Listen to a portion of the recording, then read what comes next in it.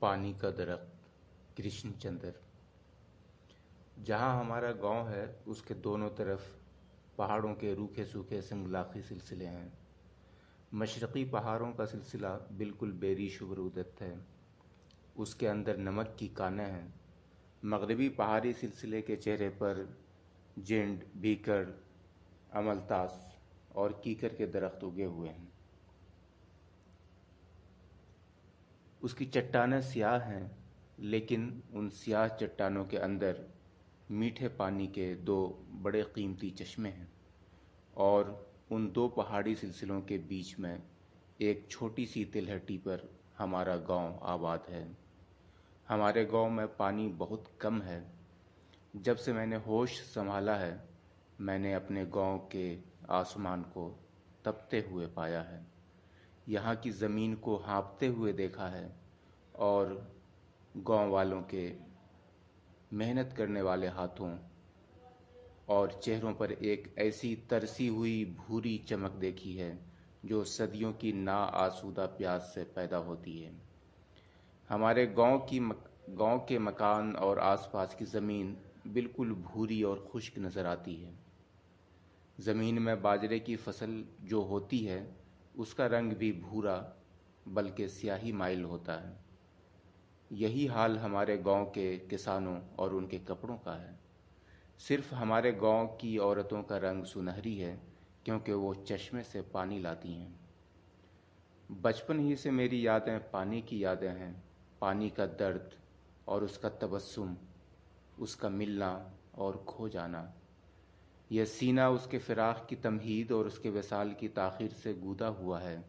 مجھے یاد ہے جب میں بہت چھوٹا سا تھا، دادی اماں کے ساتھ گاؤں کی تلہٹی کے نیچے بہتی ہوئی رویل ندی کے کنارے کپڑے دھونے کے لیے جایا کرتا تھا۔ دادی اماں کپڑے دھوتی تھیں، میں انہیں سکھانے کے لیے ندی کے کنارے چمکتی ہوئی بھوری ریت پر ڈال دیا کرتا تھا۔ اس ندی میں پانی بہت کم تھا۔ یہ بڑی دبلی پتلی ندی تھی، چھڑیری اور آہستہ خرام، جیسے ہمارے سردار پیندہ خان کی لڑکی بانو۔ مجھے اس ندی کے ساتھ کھیلنے میں اتنا ہی لطف آتا تھا جتنا بانو کے ساتھ کھیلنے میں۔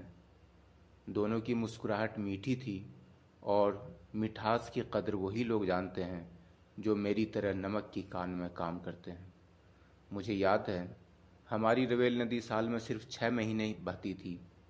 6 مہینے کے لیے سوکھ جاتی۔ جب چیت کا مہینہ جانے لگتا تو ندی سوکھنا شروع ہو جاتی، اور جب بیساکھ ختم ہونے لگتا تو بالکل سوکھ جاتی، اور پھر اس کی تہہ پر کہیں کہیں چھوٹے چھوٹے نیلے پتھر رہ جاتے، یا نرم نرم کیچڑ جس میں چلنے سے یوں معلوم ہوتا تھا جیسے ریشم کے دبیز غالیچے پر گھوم رہے ہوں۔ چند دنوں میں ہی ندی کا کیچڑ بھی سوکھ جاتا، اور اس کے چہرے پر باریک درزوں اور جھریوں کا جال پھیل جاتا۔ کسی محنتی کسان کے چہرے کی طرح اس کے ہونٹوں پر خشک پپڑیاں جم جاتیں، اور ایسا معلوم ہوتا جیسے اس کی گرم گداز ریت نے سال ہا سال سے پانی کی ایک بوند بھی نہیں چکھی۔ مجھے یاد ہے پہلی بار جب میں نے ندی کو اس طرح سوکھتے ہوئے پایا تھا تو بے کل، بے چین اور پریشان ہو گیا تھا، اور رات کو سو بھی نہ سکا تھا۔ اس رات دادی اماں مجھے بہت دیر تک گود میں لے کر عجیب عجیب کہانیاں سناتی رہیں، اور ساری ساری رات دادی اماں کی گود میں لیٹے لیٹے مجھے رویل ندی کی بہت سی پیاری باتیں یاد آنے لگیں۔ اس کا ہولے ہولے پتھروں سے ٹھمکتے ہوئے چلنا، اور پتھروں کے درمیان سے اس کا ذرا تیز ہونا اور کترا کر چلنا، جیسے کبھی کبھی بانو غصے میں گلی کے موڑ پر سے تیزی سے نکل جاتی ہے، اور جہاں دو پتھر ایک دوسرے کے بہت قریب ہوتے ہیں وہاں میں اور بانو باجرے کی ڈنڈیوں کی بنی ہوئی پنچکی لٹکا دیتے تھے اور گیلا آٹا پساتے تھے۔ پنچکی ندی کی آہستہ خرامی کے باوجود کیسے تیز تیز چکر لگا کر گھومتی تھی، اور اب یہ ندی سوکھ گئی۔ ان باتوں کو یاد کر کے میں نے دادی اماں سے پوچھا، دادی اماں، یہ ہماری ندی کہاں چلی گئی؟ زمین کے اندر چھپ گئی۔ کیوں؟ سورج کے ڈر سے۔ کیوں؟ یہ سورج سے کیوں ڈرتی ہے؟ سورج تو بہت اچھا ہے۔ سورج ایک نہیں ہے بیٹا، دو سورج ہیں۔ ایک تو سردیوں کا سورج ہے، وہ بہت اچھا اور مہربان ہوتا ہے۔ دوسرا سورج گرمیوں کا ہے، یہ بڑا تیز، چمکیلا اور غصے والا ہوتا ہے، اور یہ دونوں باری باری ہر سال ہمارے گاؤں میں آتے ہیں۔ جب تک سردیوں کا سورج رہتا ہے ہماری زندگی اس سے بہت خوش رہتی ہے، لیکن جب گرمیوں کا ظالم سورج آتا ہے تو ہماری ندی کے جسم سے اس کا لباس اتارنا شروع کرتا ہے۔ ہر روز کپڑے کی ایک تہ اترتی چلی جاتی ہے، اور جب بیساکھی کا آخری دن آتا ہے تو ندی کے جسم پر پانی کی ایک پتلی سی چادر رہ جاتی ہے۔ اس رات کو ہماری ندی شرم کے مارے زمین پر چھپ جاتی ہے اور انتظار کرتی ہے سردیوں کے سورج کا، جو اس کے لیے اگلے سال پانی کی نئی پوشاک لائے گا۔ میں نے آنکھ جھپکتے ہوئے کہا، سچ مچ گرمیوں کا سورج تو بہت برا ہے۔ لو اب سو جاؤ بیٹا۔ مگر مجھے نیند نہیں آ رہی تھی، اس لیے میں نے ایک اور سوال پوچھا، دادی یہ ہمارے نمک کے پہاڑ کا پانی کیوں کڑوا ہے؟ ہمارے گاؤں میں بچے پانی کے لیے بہت سوال کرتے تھے۔ پانی ان کے تخیل کو ہمیشہ اکساتا رہتا ہے۔ دوسرے گاؤں میں جہاں پانی بہت ہوتا ہے وہاں کے لڑکے شاید سونے کے جزیرے ڈھونڈتے ہوں گے یا پرستان کا راستہ تلاش کرتے ہوں گے، لیکن ہمارے گاؤں کے بچے ہوش سنبھالتے ہی پانی کی تلاش میں نکل پڑتے ہیں، اور تلہٹی پر اور پہاڑی پر اور دور دور تک پانی کو ڈھونڈنے کا کھیل کھیلتے ہیں۔ میں نے بھی اپنے بچپن میں پانی کو ڈھونڈا تھا اور نمک کے پہاڑ پر پانی کے 2-3 نئے چشمے دریافت کیے تھے۔ مجھے آج تک یاد ہے میں نے کتنے چاؤ اور خوشی سے پانی کا پہلا چشمہ ڈھونڈا تھا، کس طرح کانپتے ہوئے ہاتھوں سے میں چٹانوں کے درمیان سے جھکتے ہوئے پانی کو اپنی چھوٹی چھوٹی انگلیوں کا سہارا دے کر باہر بلایا تھا، اور جب میں پہلی بار اسے اوک میں لیا تو پانی میرے ہاتھوں میں یوں کانپ رہا تھا جیسے کوئی گرفتار چڑیا بچے کے ہاتھوں میں کانپتی ہے۔ پھر جب میں اسے اوک میں بھر کر اپنی زبان تک لے گیا تو مجھے یاد ہے میری کانپتی ہوئی خوشی کیسے تلخ بچھو میں تبدیل ہو گئی تھی۔ پانی نے زبان پر جاتے ہی بچھو کی طرح ڈنک مارا اور اس کے زہر نے میری روح کو کڑوا کر دیا۔ میں نے پانی تھوک دیا اور پھر کسی نئے چشمے کی تلاش میں نکل کھڑا ہوا، لیکن نمک کے پہاڑ پر مجھے آج تک میٹھا چشمہ نہ ملا۔ اس لیے جب ندی سوکھنے لگی تو میٹھے چشمے کی یاد نے مجھے بے چین کر دیا، اور میں نے دادی اماں سے پوچھا، دادی ماں یہ نمک کے پہاڑ کا پانی کڑوا کیوں ہے؟ دادی اماں نے کہا، یہ تو ایک دوسری کہانی ہے، تو سناؤ۔ نہیں اب سو جاؤ، میں چیخا، نہیں سناؤ۔ اچھا بابا سناتی ہوں، مگر تم اب چیخو گے نہیں؟ نہیں۔ اور نہ ہی بیچ بیچ میں ٹوکو گے؟ نہیں۔ اچھا تو سنو، یہ تم اس طرف نمک کی پہاڑی پر جو دیکھتے ہو یہ پرانے زمانے میں ایک عورت رہتی تھی جو اس پہاڑ کی بیوی تھی جہاں آج کل میٹھے پانی کا چشمہ ہے۔ پھر ایک روز دیووں میں بڑی جنگ چھڑی اور یہ سامنے پہاڑ بھی جو اس عورت کا خاوند تھا جنگ میں بھرتی ہو گیا اور بیوی کو پیچھے چھوڑ گیا اور اسے کہہ گیا کہ وہ اس کے آنے تک کہیں نہ جائے، نہ کسی سے بات کرے، صرف اپنے گھر کا خیال کرے۔ اچھا ہاں، پھر کئی سال تک بیوی اپنے دیو خاوند کا انتظار کرتی رہی، لیکن اس کا خاوند جنگ سے نہ لوٹا۔ آخر ایک دن اس کے گھر میں ایک سفید دیو آیا اور اس پر عاشق ہو گیا۔ عاشق کیا ہوتا ہے؟ دادی اماں رک گئیں، بولیں، تو نے پھر ٹوکا؟ میں نے دل میں سوچا، دادی اماں اگر خفا ہو گئیں تو باقی کہانی سننے کو نہیں ملے گی، اور کہانی اب دلچسپ ہوتی جا رہی ہے، اس لیے چپکے سے سن لینا چاہیے۔ عاشق کا مطلب بعد میں پوچھ لیں گے۔ اس لیے میں نے جلدی سے سوچ کر دادی ماں سے کہا، اچھا اچھا دادی اماں آگے سناؤ، اب نہیں ٹوکوں گا۔ دادی اماں رکھائی سے اس طرح خفا ہو کے بولیں جیسے انہیں کہانی کا آگے آنے والا حصہ پسند نہیں ہے۔ کہنے لگیں، ہونا کیا تھا؟ مغربی پہاڑی کی بیوی بے وفا نکلی جب اسے سفید دیو نے جھوٹ موٹ یقین دلا دیا کہ اس کا پہلا خاوند دیووں کی جنگ میں مارا گیا ہے، تو اس نے سفید دیو سے شادی کر لی۔ دیووں کی جنگ کیوں ہوتی تھی؟ میرے منہ سے بے اختیار نکل گیا، تو نے پھر ٹوکا؟ دادی اماں بہت خفا ہو کے بولیں، چل اب آگے نہیں سناؤں گی۔ نہیں دادی اماں، میری اچھی دادی اماں، اچھا بالکل نہیں ٹوکوں گا، میں نے منت سماجت کرتے ہوئے کہا۔ پھر ایک دن بہت سالوں کے بعد ایک بوڑھا دیو اس وادی میں آیا۔ یہ اسی عورت کا پہلا خاوند تھا۔ جب اس نے اپنی بیوی کو سفید دیو کے ساتھ دیکھا تو اسے بہت غصہ آیا اور اس نے کلہاڑا لے کر سفید دیو اور اپنی بیوی کو قتل کر دیا۔ جب سے ان دونوں دیووں کو بڑے پیر کی بددعا ملی ہے اور یہ لوگ سل پتھر ہو گئے۔ سامنے والے پہاڑ کا پانی اس لیے میٹھا ہے کیونکہ اسے اپنی بیوی سے سچی محبت تھی۔ اس کے مقابل پہاڑ کا پانی کھارا ہے اور اس میں نمک ہے کیونکہ وہ عورت ہے اور اپنی بے وفائی پر ہر وقت روتی رہتی ہے، اور جب اس کے آنسو خشک ہو جاتے ہیں تو نمک کے ڈلے بن جاتے ہیں جنہیں ہر روز تمہارا باپ پہاڑ کے اندر کھود کے نکالتا ہے۔ پھر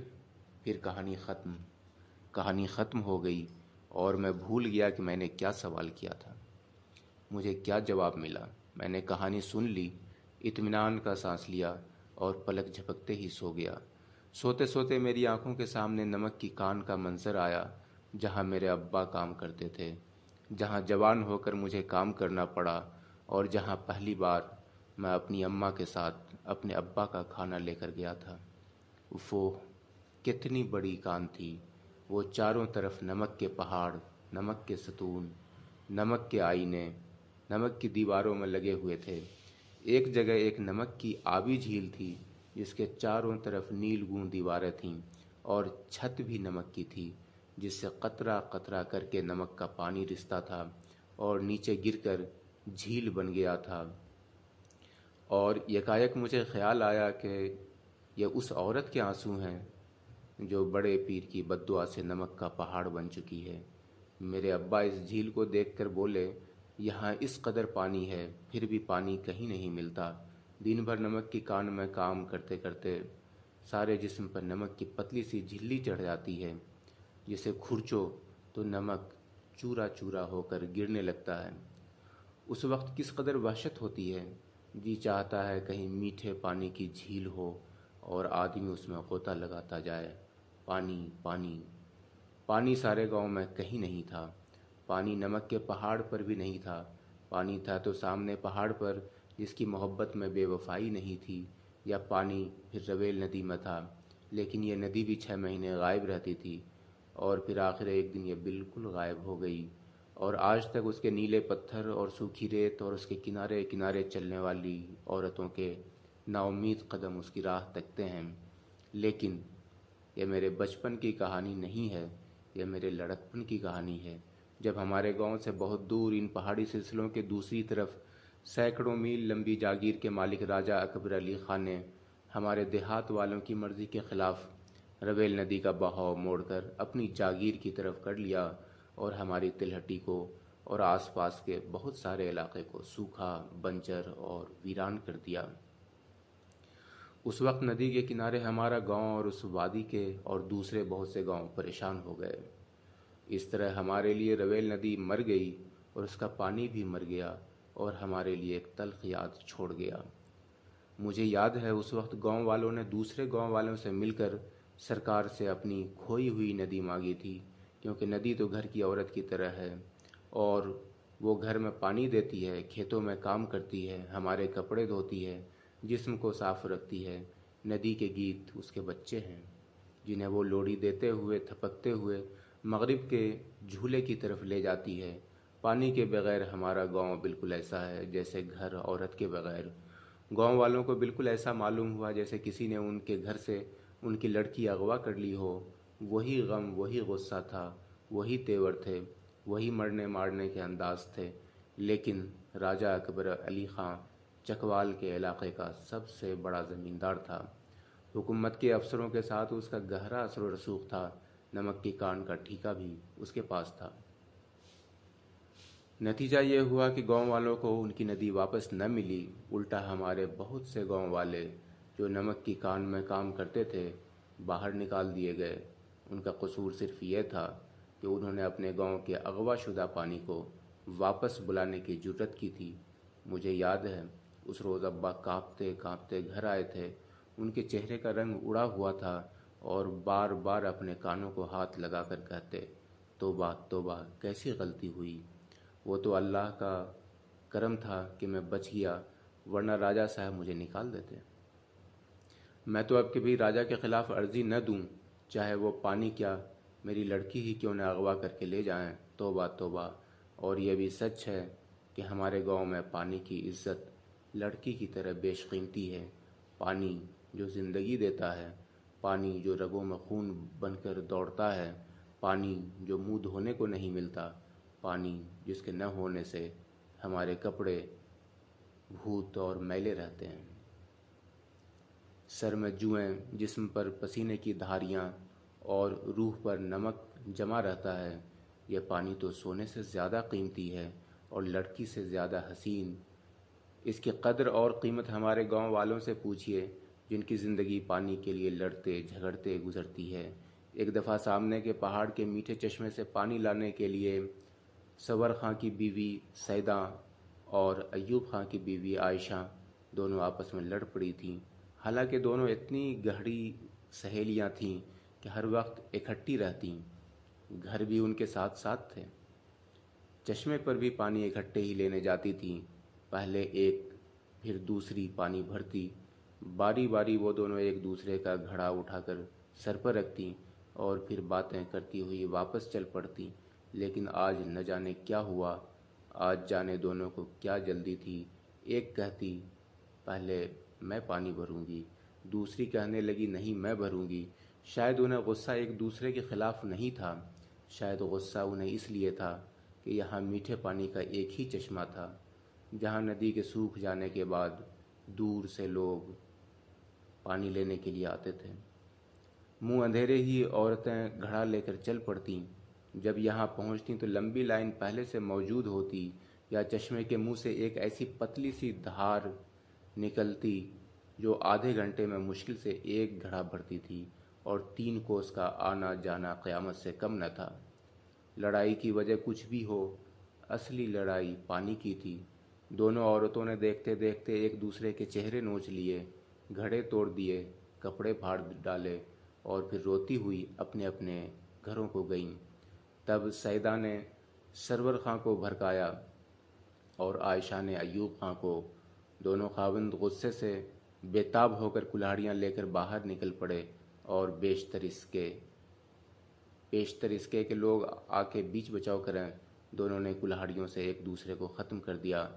شام ہوتے ہوتے دونوں ہمسایوں کا جنازہ نکل گیا۔ ہمارے گاؤں کے قبرستان کی بہت سی قبریں پانی نے بنائی ہیں۔ میرے لڑکپن کے زمانے میں جب 2 قتل ہوئے، اس وقت سامنے کے پہاڑ پر ایک ہی میٹھے پانی کا چشمہ تھا، لیکن بعد میں جب میں اور بڑا ہوا تو یہاں ایک اور چشمہ بھی نکل آیا۔ اس نئے چشمے کی داستان بھی بڑی عجیب ہے۔ یہ اس زمانے کا ذکر ہے جب ہمارے پوٹھوہار میں سخت کال پڑا تھا اور گرمی کی وجہ سے علاقے کے سارے ندی نالے اور کنویں سوکھ گئے تھے، صرف کہیں کہیں ان چشموں میں پانی رہ گیا تھا۔ ان دنوں ہمارے گاؤں میں عورتیں رات کے 2 بجے ہی اٹھ کر چل دیتیں اور چشمے کے نیچے ہمیشہ گھڑوں کی ایک لمبی قطار، جس میں سے پیاس سے بلکتے ہوئے بچوں کی صدا آتی تھی۔ اس زمانے میں بڑے بڑے لوگ نیکی اور خدائی سے منحرف ہو گئے، اور ان لوگوں میں سب سے برا کام ذیلدار ملک خان نے کیا۔ اس نے تھانے دار فضل علی سے مل کر اس چشمے پہ پولیس کا پہرا لگا دیا، اور پھر تحصیلدار غلام نبی سے مل کر چشمے کے ارد گرد کی ساری زمین خرید کر راتوں رات اس پر ایک 4 دیواری باندھ دی اور 4 دیواری کے باہر تالا لگا دیا۔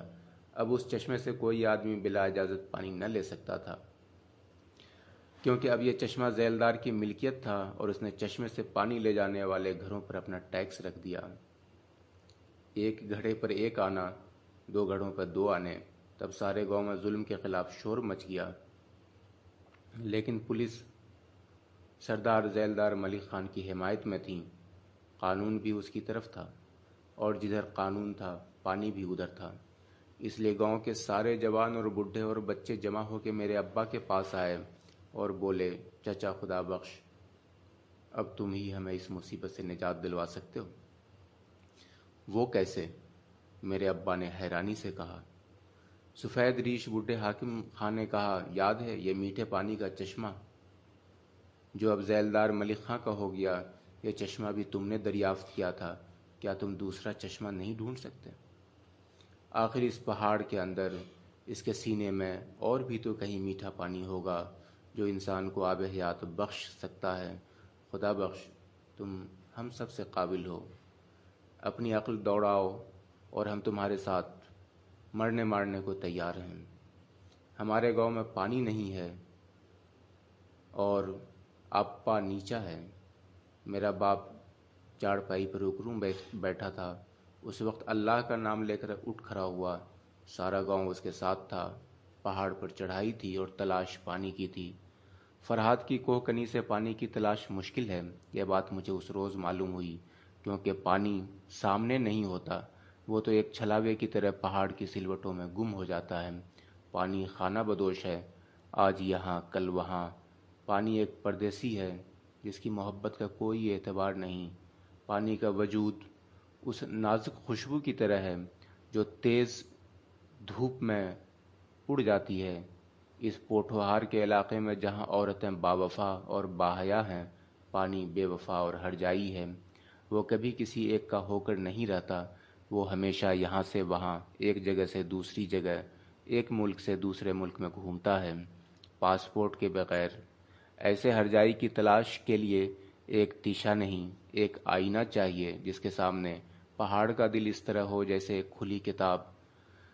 آخر میرے گاؤں والوں نے کچھ سمجھ کر میرے باپ کو اس کام کے لیے چنا تھا۔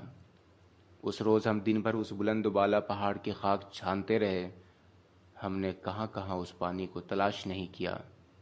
بیریوں کی گھنی جھاڑیوں میں، چٹانوں کی گہری درسوں میں، سیاہ ڈراؤنی کھووں میں، جنگلی جانوروں کے بھٹ میں، پانی کی تلاش میں ہم نے سارے پرانے چشمے کھودوائے، لیکن ان کا کھودنا ایسے ہی تھا جیسے آدمی زندگی کی تلاش میں قبریں کھود ڈالے۔ پانی کہیں نہیں ملا۔ ایک چور کی طرح اس نے جگہ جگہ اپنے چھوٹے سراغ چھوڑے، لیکن آخر کو وہ ہمیشہ ہمیں جل دے کر کہیں غائب ہو جاتا تھا۔ جانے فطرت کے کس کونے میں بیٹھا ہوا اپنے چاہنے والوں پہ ہنس رہا تھا، لیکن گاؤں والوں نے آس نہیں چھوڑی۔ وہ سارا دن میرے بابا کے پیچھے پیچھے پانی کی کھوج کرتے رہے۔ آخر جب شام ہونے لگی تو میرے ابا نے پسینہ پونچھ کر ایک اونچے ٹیلے پر کھڑے ہو کر ادھر ادھر نظر دوڑائی جدھر سورج غروب ہو رہا تھا۔ یکایک انہیں غروب ہوتے ہوئے سورج کی روشنی میں چٹانوں کی ایک گہری درز میں فرن کا سبزہ نظر آیا، اور کہتے ہیں جہاں فرن کا سبزہ ہوتا ہے وہاں پانی ضرور ہوتا ہے۔ فرن پانی کا جھنڈا ہے، اور پانی ایک گھومنے والی قوم ہے۔ پانی جہاں جاتا ہے اپنا جھنڈا ساتھ لے جاتا ہے۔ ایک چیخ مار کر جلدی سے میرے ابا اس طرف لپکے جہاں فرن کا سبزہ اگا تھا۔ گاؤں والے ان کے پیچھے پیچھے بھاگے۔ جلدی جلدی میرے ابا نے اپنے ناخنوں سے ہی زمین کو کریدنا شروع کر دیا۔ زمین جو اوپر سے سخت تھی نیچے سے نرم ہوتی گئی، گیلی ہوتی گئی۔ آخر میں زور سے پانی کی ایک دھار اوپر آئی اور سینکڑوں سوکھے ہوئے گلوں سے مسرت کی آواز نکلی، پانی پانی۔ ابا نے کانپتے ہوئے ہاتھوں سے اوک میں پانی بھرا۔ ساری نگاہیں ابا کے چہرے پر تھیں۔ سینکڑوں دل دھڑک رہے تھے، یا اللہ پانی میٹھا ہو، یا اللہ پانی میٹھا ہو، یا اللہ پانی میٹھا ہو۔ ابا نے پانی چکھا، پانی میٹھا ہے۔ ابا نے خوشی سے کہا۔ گاؤں والے زور سے چلائے، پانی میٹھا ہے۔ ساری وادی میں آوازیں گونج اٹھیں، میٹھا پانی مل گیا، پانی میٹھا ہے۔ ساری وادی میں ڈھول بجنے لگے، عورتیں گانے لگیں، جوان ناچنے لگے، بچے شور مچانے لگے۔ گاؤں والوں نے جلدی سے چشمے کو کھود کر اپنے گھیرے میں لے لیا۔ اب چشمہ ان کے بیچ میں تھا اور وہ اس کے چاروں طرف تھے، اور وہ اسے مڑ مڑ کر اس طرح محبت بھری نگاہوں سے دیکھتے جیسے ماں اپنے نوزائیدہ بچے کو دیکھ دیکھ کر خوش ہوتی ہے۔ وہ رات مجھے کبھی نہیں بھولے گی۔ اس رات کوئی آدمی گاؤں میں واپس نہیں گیا۔ اس رات سارے گاؤں نے چشمے کے کنارے جشن منایا۔ اس رات تاروں کی گود میں بھوری بیریوں کے سائے میں ماؤں نے چولہے سلگائے، بچوں کو تھپک تھپک کے سلایا۔ اس رات کماریوں نے لہک لہک کر گیت گائے، ایسے گیت جو پانی کی طرح نرمل اور سندر تھے۔ جن میں جنگلی جھرنوں کا سا حسن اور آبشاروں کی سی روانی تھی۔ اس رات ساری عورتیں خوشی سے بے قرار تھیں، سارے بیج تخلیق سے بے قرار ہو کر پھوٹ پڑے تھے۔ ایسی رات ہمارے گاؤں میں کب آئی تھی جب ابا خدا بخش نے پانی ڈھونڈ نکالا تھا، پانی جو انسان کے ہاتھوں کی محنت تھا، اس کے دل کی محبت تھا۔ آج پانی ہمارے ہاں اس طرح آیا تھا جیسے بارات ڈولی لے کر آتی ہے۔ وہ نیا چشمہ ہمارے درمیان آج اس طرح ہولے ہولے شرمیلے انداز میں چل رہا تھا جیسے نئی دلہن جھجک جھجک کر اجنبی آنگن میں پاؤں رکھتی ہے۔ اس رات میرے ایک ہاتھ میں پانی تھا اور دوسرے ہاتھ میں بانو کا ہاتھ تھا، اور آسمان پر ستارے تھے۔ اس نئے چشمے کے ساتھ میری جوانی کی بہترین یادیں وابستہ ہیں۔ اس چشمے کے کنارے میں نے بانو سے محبت کی، بانو جس کا حسن پانی کی طرح نایاب تھا، جسے دیکھ کر ہمیشہ یہ خیال آتا تھا کہ جانے اس زمین کی گود میں کتنے ہی میٹھے چشمے نہاں ہیں، کتنی حسین یادیں منجمد ہیں، موسم گرما کے کتنے ہی شوق چمکتے ہوئے پھول، خزاؤں کے سنہری پتے، زمستاں کی پاکیزہ برف۔ بانو کی محبت بھی کتنی خاموش اور چپ چاپ تھی، زمین کے نیچے بہنے والے پانی کی طرح۔ وہ رات کے اندھیرے میں یا فجر سے بہت پہلے اس چشمے کے کنارے آتی تھی جب یہاں اور کوئی نہ ہوتا میرے سوا۔ مجھے دیکھ کر اس کے چہرے پر تبسم کی ضیاء پھیل جاتی جیسے اندھیرے میں سحر کا اجالا پھیلتا ہے۔ وہ گھڑے کو چشمے کی دھار کے نیچے رکھ دیتی، پانی گھڑے سے باتیں کرنے لگتا اور میں بانوں سے۔ دھیرے دھیرے باتیں کرتے کرتے گھڑا بھر جاتا اور ہمارے دل خوشی سے معمور ہو جاتے، اور ہمارے جائے بغیر کہیں دور سے صبح یوں دھیرے دھیرے چلتے ہوئے آتی جیسے باد نسیم سنترے کے پھول کی سی انگلیاں لیے سوئے ہوئے چہروں پر سے گزر جاتی ہے، اور ہم چونک کر اٹھ کھڑے ہوتے اور حیرت سے ادھر ادھر دیکھنے لگتے۔ پھر میں اس کا گھڑا اٹھا کر اس کے سر کے اوپر رکھی ہوئی سرخ پٹی پر رکھتا، اور وہ مسکرا کر پلٹ کر اور گھوم کر ڈھلوان پر سے گزر جاتی، اور میں اس کی طرف دیکھتا رہتا۔ اس وقت بھی دیکھتا جب وہ دوسری عورتیں میری طرف دیکھ کر مسکرانے لگتی، اور مجھے وہ دن یاد آتا جب میں نے دادی اماں سے پوچھا تھا، دادی اماں، عاشق کس کو کہتے ہیں؟ اور پھر میں اس چشمے کے کنارے، مجھے وہ رات بھی یاد ہے جب میں کان میں کام کرتا تھا اور دن بھر تھک کے گھر لوٹتا تھا اور اس تھکن سے چور ہو کر سو جاتا تھا۔ صبح ہی آنکھ کھلتی تھی۔ کئی دنوں سے میں بانوں سے چشمے پہ ملنے نہ گیا تھا، مگر کوئی بے قراری نہ تھی، وہ ساتھ کے گھر میں تو رہتی تھی۔ انہی دنوں میں اس کے چچا کا لڑکا غضنفر بھی آیا اور چلا بھی گیا، لیکن مجھے اس سے ملنے کی بھی فرصت نہ ملی، کیونکہ کان میں نیا نیا ملازم ہوا تھا، کام سیکھنے کا بہت شوق تھا، اور یہ تو ہر شخص کو معلوم ہے کہ نمک کی کان میں جا کے ہر شخص نمک ہو جاتا ہے۔ ایک رات بانو نے مجھ سے کہا کہ رات کو 2 بجے چشمے پر اس سے ملوں۔ میں نے کہا میں بہت تھکا ہوا ہوں۔ وہ بولی نہیں، ضروری کام ہے، آنا ہوگا۔ 2 بجے کے وقت آدھی رات میں چشمے پر کوئی نہیں تھا، ہم دونوں کے سوا۔ میں نے اس سے پوچھا کیا بات ہے؟ وہ دیر تک چپ رہی، پھر میں نے پوچھا ابھی بتاؤ، آخر کیا بات ہے؟ وہ بولی میں گاؤں چھوڑ کے جا رہی ہوں۔ میرا دل دھک سے رہ گیا، مجھے ایسا محسوس ہوا جیسے چشمہ چلتا چلتا رک گیا۔ میرے گلے سے آواز نکلی کیوں؟ میری شادی طے ہو گئی ہے۔ کس سے؟ چاچا کے لڑکے کے ساتھ جو لام سے ہو کر یہاں آیا تھا، وہ چکوال میں ہے، صوبے دار ہے، اور تم جا رہی ہو؟ میں نے تلخی سے پوچھا۔ ہاں۔ وہ چپ ہو گئی، میں بھی چپ ہو گیا، سوچ رہا تھا اسے ابھی جان سے مار دوں یا شادی کی رات قتل کروں۔ تھوڑی دیر رک کے بانو پھر بولی، سنا ہے چکوال میں پانی بہت ہوتا ہے، سنا ہے وہاں بڑے بڑے نل ہوتے ہیں جن سے جب چاہو ٹوٹی گھما کے پانی نکال لو۔ اس کی آواز خوشی کے مارے کانپ رہی تھی۔ وہ شاید اور بھی کچھ کہتی، لیکن شاید میری آزردگی کا خیال کر کے چپ ہو گئی۔ میں نے اس کے بالکل قریب آ کر اسے دونوں شانوں سے پکڑ لیا اور غور سے اس کی آنکھوں کی طرف دیکھا۔ اس نے ایک لمحہ میری طرف دیکھ کر آنکھیں جھکا لیں۔ اس کی نگاہوں میں میری محبت سے انکار نہیں تھا، بلکہ پانی کا اقرار تھا۔ میں نے آہستہ سے اس کے شانے چھوڑ دیے اور الگ ہو کے کھڑا ہو گیا۔ یکایک مجھے محسوس ہوا کہ محبت سچائی، خلوص اور جذبے کی گہرائی کے ساتھ ساتھ تھوڑا پانی بھی مانگتی ہے۔ بانو کی جھکی ہوئی نگاہوں میں ایک ایسے جانگزل شکایت کا گریز تھا، جیسے وہ کہہ رہی ہو، جانتے ہو ہمارے گاؤں میں کہیں پانی نہیں ملتا، یہاں میں 2 مہینے نہا نہیں سکتی، مجھے اپنے آپ سے، اپنے جسم سے نفرت ہو گئی ہے۔ بانو چپ چاپ زمین پر چشمے کے کنارے بیٹھ گئی۔ میں اس تاریکی میں بھی اس کی آنکھوں کے اندر اس کی محبت کے خواب کو دیکھ سکتا تھا، جو گندے بدبودار جسموں، پسوؤں، جوؤں اور کھٹملوں کی ماری غلیظ چیتھروں میں لپٹی ہوئی محبت نہ تھی۔ اس محبت سے نہائے ہوئے جسموں، دھلے ہوئے کپڑوں اور نئے لباس کی مہک آتی تھی۔ میں بالکل مجبور اور بے بس ہو کر ایک طرف بیٹھ گیا۔ رات کے 2 بجے بانو اور میں دونوں چپ چاپ، کبھی ایسا سناٹا جیسے ساری دنیا کالی ہے، کبھی ایسی خاموشی جیسے سارے آنسو سو گئے ہیں۔ چشمے کے کنارے بیٹھی ہوئی بانو آہستہ آہستہ گھڑے میں پانی بھرتی رہی۔ آہستہ آہستہ پانی گھڑے میں گرتا ہوا بانو سے باتیں کرتا رہا، اس سے کچھ کہتا رہا، مجھ سے کچھ کہتا رہا۔ پانی کی باتیں انسان کی بہترین باتیں ہیں۔ بانو چلی گئی۔ جب بانو چلی گئی تو میرے ذہن میں بچپن کی وہ کہانی آئی جب محبت روئی تھی اور آنسو نمک کے ڈلے بن گئے تھے۔ اس وقت میری آنکھ میں آنسو بھی نہیں تھا، لیکن میرے دل کے اندر نمک کے کتنے بڑے ڈلے اکٹھے ہو گئے تھے۔